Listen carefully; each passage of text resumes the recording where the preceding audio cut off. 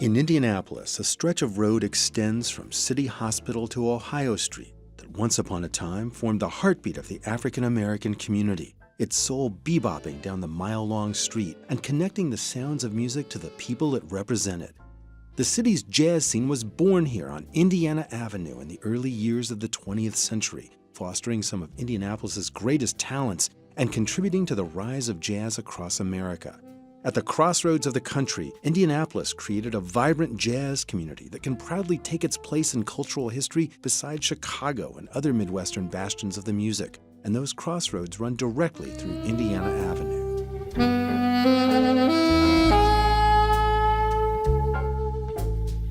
Indiana Avenue was the so-called Black Boulevard of Indianapolis, a place where African American businesses, offices, and clubs all clustered in the era of segregation. Here, the city's homegrown musical talent flourished in the century's opening decades, eventually aided by the establishment of Crispus Attucks High School, a black community institution that attracted top-drawer teachers who drilled their students in the rudiments of music. On the Avenue, musicians learned in what would later be called the Academy of the Streets.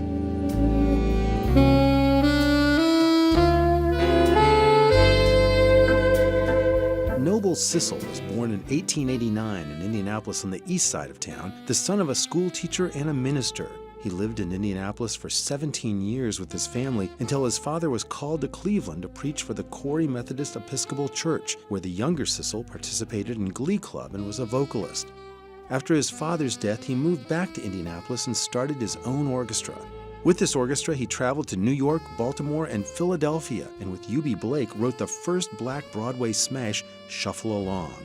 As he continued to write and travel, he also scouted talent in the city, bringing local musicians to the clubs in the Avenue. Another local artist of note, born and raised in the heart of the Avenue, was Reginald Duval, a pianist and mentor to young musicians in and around the city. For several years, he performed with the Russell Smith Orchestra, establishing a reputation for musical brilliance that led to greater opportunities.